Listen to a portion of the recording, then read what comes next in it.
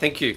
So last year at Aime we were talking about Queensland floods, Cyclone Yasi, and I think as at that stage the Regional General Manager for Queensland, I can talk with some knowledge of the impact that had on the tourism and event business into Queensland over the last 12 months. At that time, the media saturation, pardon the pun, the world would have thought that the whole of Queensland was underwater, and sadly for us in Queensland that led to cancellations predominantly in the leisure market but also in our high yield conference sector. People were actually cancelling conferences and holidays in areas such as the tropical north, Cairns, Gold Coast and even Sunshine Coast that weren't directly affected by the floods of 2011. So the impact for us was actually felt statewide. Even in Brisbane, where we operate 5 hotels, none of our hotels were actually affected by the floods. We had major cancellations for our conference business for the first 6 months of 2011. With this all playing out on the background of a high Australian dollar, Queensland, and more particularly Cairns, was further hit by the slump after the tsunami in Japan and the loss of the Japanese visitor. Thankfully for us, we saw an increased business coming from the China market. With tourism accounting for $9.2 billion of the economy in Queensland and representing 10% of the workforce in Queensland, more than mining, you can understand why we had to act quickly and the Queensland Government was spurred into action to address the problems that we faced. What happened over the next 12 months has been a great lesson on how the tourism industry can work together to ensure we bring the visitors back. Accor and other operators partnered with the Queensland Tourism Industry Council and Tourism Queensland to stimulate tourism to the state, to advertise Queensland and to put specials into the marketplace so we could work cooperatively to get the message out that Queensland was not only alive but we were well and ready for your business. After 12 months, I can say we're starting to see the benefits of 12 months hard work, and I'm happy to say that most of the markets in Queensland have bounced back. Hotels that were running at 10 and 15% this time last year because of the floods are now reporting figures of up to 80% in occupancy, and the signs for the rest of 2012 are very, very positive.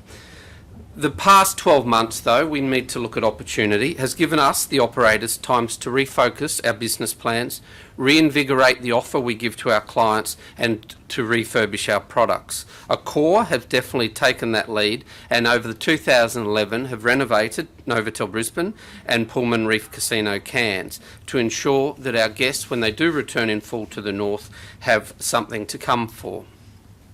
The Pullman Reef Casino has completed a major renovation to its conferencing and leisure facilities and is also adding a $3 million entertainment venue that will boast, here you are for a quote, the largest indoor LED screen in Queensland. A sports arena bar, a party pit and tiered seating that will cater for over 180 people. The Pullman brand, as Henrik said, may not be as well known in Australia, but is definitely our fastest growing brand in the Asia Pacific region. And in years to come, it will definitely be the big brand for us in conferencing hotels. We've just opened our second Pullman in Jakarta.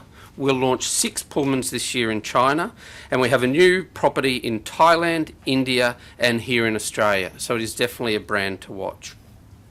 And of course, the Novotel brand is also undergoing some considerable growth here for us.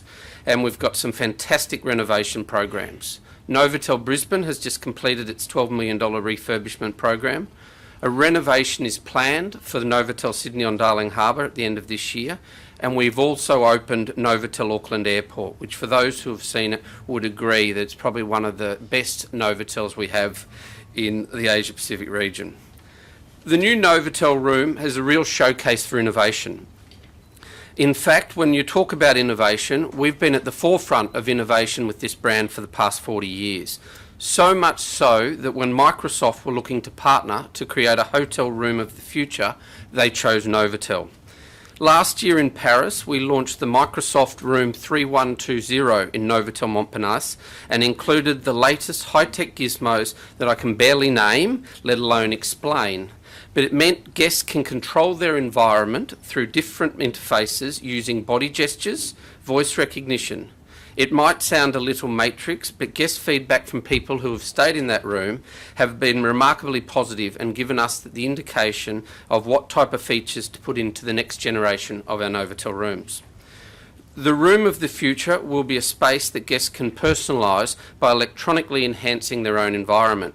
It will boast adaptable surfaces and interactive technology so that the bathroom mirror can provide you your daily news or weather. The work desk might provide restaurant recommendations via a touchscreen, and the television will allow you access to numerous channels of news, entertainment and online gaming. Technology will no longer be an add-on to a hotel room, but an intricate part of what the room is itself. I'm not into IT, but I've worked in hotels. 5 minutes. I'll speed up for you. Thank you. I'm not into IT, but for hotels that have worked for a long time, we know what guests do really want. They want a good bed, they want great food, and they want fast Wi-Fi. A recent survey of Wi-Fi internet access was the top of every every conference guest organiser's wish. It has taken the industry a long time, but guests don't understand how extremely costly it is for internet to be retrofitted into hotels.